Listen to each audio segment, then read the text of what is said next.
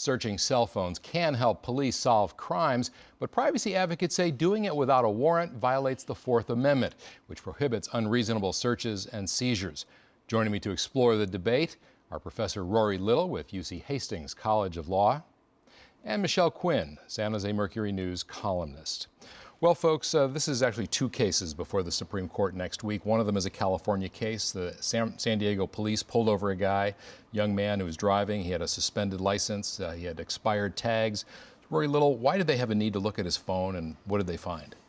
Well, it's almost standard procedure now for police to look at a phone if they can. They arrested him. There's a rule that says normally when you arrest somebody, you can look at whatever they're carrying.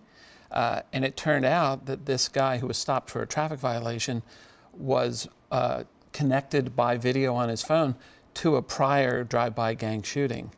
And so they sort of little by little got evidence from his phone to tie him to this shooting. And that's what he was ultimately prosecuted for. And so that evidence was critical to his conviction. He's now serving 15 years to life. 15 years with a gang enhancement proved by video where there was evidence that he was a member of one gang and shouting encouragement to other gang members, things like that. So if this gentleman had an address book on his seat, the police could have searched that, no problem.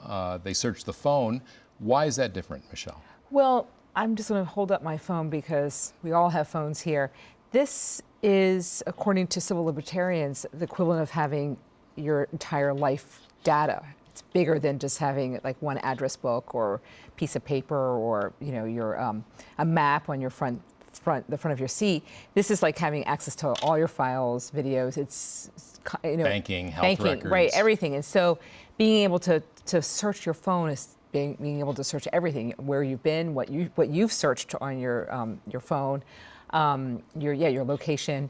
And so what the argument is, and this is what the Supreme Court's going to hear on Tuesday, is the civil libertarians say this needs special protection. You can look for everything in a person's car when you arrest them or on their person, but there's something special about this. So, Rory, searching the phone is like going into someone's house and looking through all their files and everything else. Right. So the analogies really break down.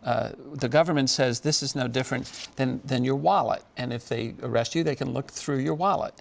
And the defense says, no, this is your entire house. This is more than your house. Bank records and everything. There's also a First Amendment aspect to this. The defense says this is profoundly expressive because people make videos, people take selfies. So it's really intrusive. Now the other case, the one on the East Coast, the guy had a flip phone, not a smartphone, a dumb phone. So is there a difference? Might the Supreme Court find, what's the difference in terms of civil liberties or the law? Well, I don't know about the law, but the difference between a flip phone in 2007 and an iPhone today, or even 2009, is vast. I mean, kind of just the storage capability, the amount of video, the amount of documents, all your email that you can access, and the first district, was it the first Court of Appeal? Circuit, yeah. Agreed with the defendant and said, they can't search. They can't do the search.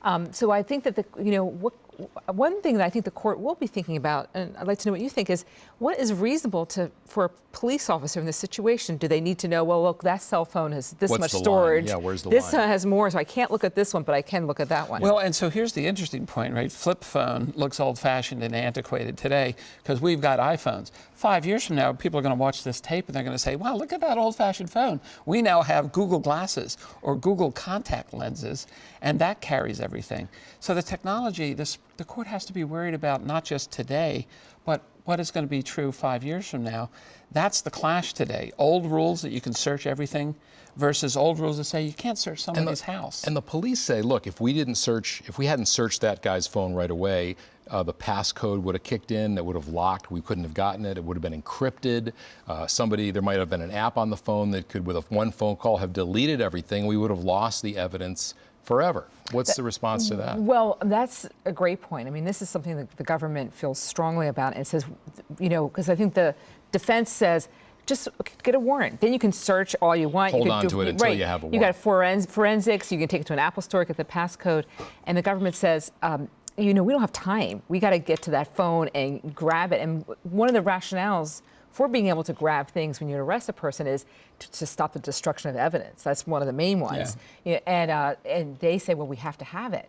And the response is, from people who file briefs and the defense lawyers, is it's actually, there are things you can do. You can drop it into it. What's the name of that bag? Faraday bag. Right. Yeah. You drop it in a bag with tinfoil on it. We all carry Faraday bags. But technology is always changing. It's hard to future-proof any kind of a decision.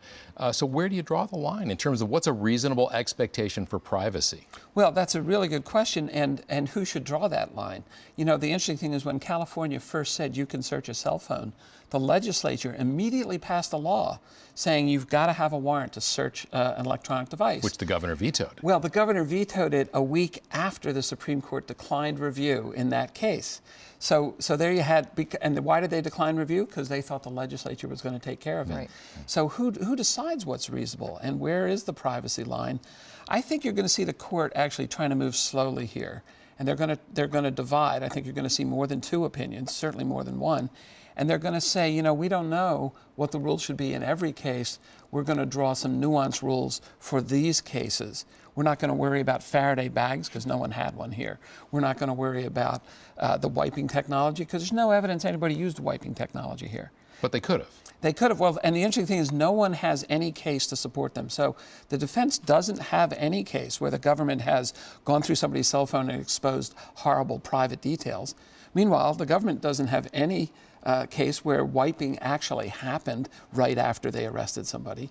So it's all based on sort of our fear of the future. Yeah. What is Silicon Valley thinking? I mean, I don't even know how aware they are of this case, but it's obviously technology is at the heart of this question. Well, then the Silicon Valley is in its own fight about the kill switch, in which is, so that your phone's stolen and can you just wipe it into a and brick. What if it's stolen by the police when they arrest you? Right. You hit that kill switch, right. You stop it. And so I think that, you probably saw or heard that there was a bill by the same senator, State Senator Mark Leno, that died this week, which would have required all phones in California to be made with a kill switch. What is the court is, of course, Rory, has taken up technology issues before. Based on what they've done, how are they going to look at this, do you think? Well, you may remember a couple of years ago they had a GPS case. Somebody put a tracking device on a car. The court divided into 4 different groups. These are not only 9 justices, 4 different groups. Even the people that agreed on the result could not agree on the rationale. And technology sort of scares them. There are justices on that court who probably do not know how a smartphone works, and other justices probably use their smartphone all the time. So Justice Scalia, interestingly enough, is siding with liberals on the search issues these days. Justice Breyer from San Francisco tends to now side with the government. So the politics have flipped a little bit. Yeah. So this case, I predict, will be slow and divided. And we should expect a ruling, as always, by the end of June. I'm expecting June 25th. That's my guess. That's your prediction. Yeah. And then just quickly, if they rule in favor of the defendant, it goes back down to the trial court again? They have to the government decides whether to retry him? Yes. Well, if they rule, yes. I mean, almost no matter who they rule for, it's going to go back down for further analysis. All right. Rory Little, Michelle Quinn. Interesting. I'm sure we'll be talking more about this in the future. Thanks. Thanks.